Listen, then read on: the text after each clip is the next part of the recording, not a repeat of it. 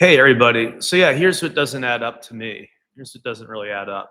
I've read through the New York Times stuff, the expose that they've published on their homepage, and very rare that they let you consume their content without logging in. So, you know, it's a big deal.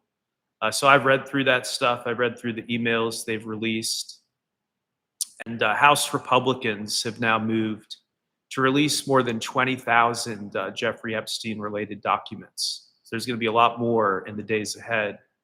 Be sure to subscribe here and follow over on X if you don't yet, so that you can get my latest analysis as we dive deeper into this. But again, look through what the New York Times has published, and here's what doesn't add up to me. I guess you guys will see this when it goes out on the replay. They're being pretty intense about throttling our Epstein-related content today. A lot of angry comments from people saying the Democrats bought me out. Very low sophistication. I've been covering Epstein and Pizzagate for more than a decade, and I didn't realize that Trump and the people in his circle were total Epsteinites, just the Republican flavor of Epstein. And that's why this never went anywhere during Trump's first term, is that he didn't want it to go anywhere. And that phase one of the Epstein files release back in January and February, where people walked out of the White House with those binders that said Jeffrey Epstein files, that was a farce, right? That was just a stunt to make people feel like progress was being made, when behind the scenes, they were literally covering it up, literally blacking out his name from some of these documents and the names of some of the victims, so that journalists would not be able to piece it together. Does that make America great again? Does defending foreign billionaire pedophile islands, does that make America great again? So here's what doesn't add up to me. We got people who are angry at me in the comments. I don't know why the fuck you're angry at me. It's like, I'm not the New York Times. I'm just reading what's literally on the homepage of the New York Times, the homepage of MSN, the homepage of literally every single news outlet aside from foxnews.com. For some reason, they're not really grabbing the Epstein files. Everybody else is, though. So these emails, what troubles me, allow me to be Columbo for a second. Why is our dear president a known Epstein associate at all? Why was Jeffrey Epstein talking about Trump in private emails in 2011, 5 years before Trump talking about Trump as an associate? In fact, there's an exchange that's cited where it comes out he's the worst. Trump is apparently Epstein's worst associate. What does that mean? When Epstein surrounded himself with creeps and traffickers of children, what does that mean that back in 2011, he's speculating privately that Trump is actually the worst? Why is the president, again, an associate of this trafficker of American children at all? Why was he an associate in 2011? Why was he an associate before that? Why is he talked about when he was a private citizen, again, 5 years before even announcing his candidacy? Why is he talked about by this trafficker of American children? Why is he a major topic of conversation in these emails? That's my question. People say, oh, you're reading into it too much. No, I don't think so at all. I think my question is, why do we have a president who is a known associate of Jeffrey Epstein? This has gone from being, hearsay, and anybody can say what they want, to now we have the emails, much like Pizzagate and the WikiLeaks of nearly a decade ago. Now we have the emails. Why was this person being talked about in Jeffrey Epstein's inner circle 5 years before he's even running for president? So he's simply talking about him as a private citizen, a business person, a private citizen in his orbit. So why is this person so extensively in Jeffrey Epstein's orbit? And then when Trump said he wanted to get to the bottom of this, was he being sincere with all of us? Was he being genuine and sincere?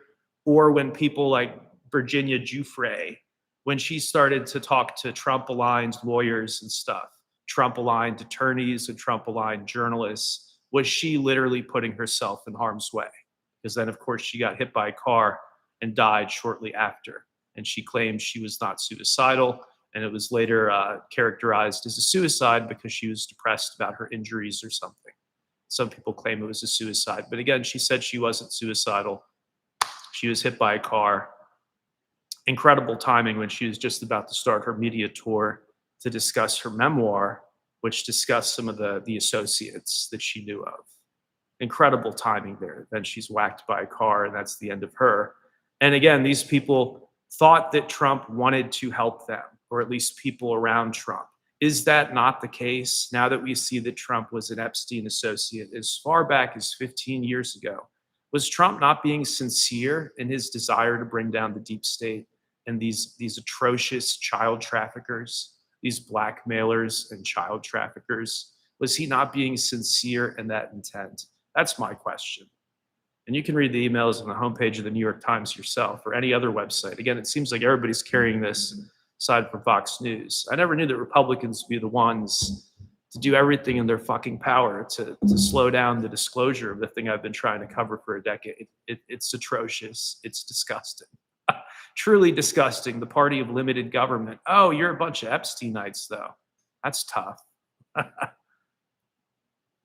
None of this has been debunked. You're doing a great injustice to our country as well as the now adult victims of Jeffrey Epstein.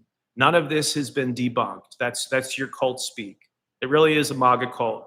Homepage of New York Times. It's been out for less than 30 minutes. Nothing's been debunked by anybody. Virginia Giuffre, not debunked by anybody. She was hit by a car when she was coming out with her memoir. Everything I just said is complete fact. You don't have to come in here and do that. In fact, again, it's an injustice to quite a number of people. I'd say it's an injustice to every single American.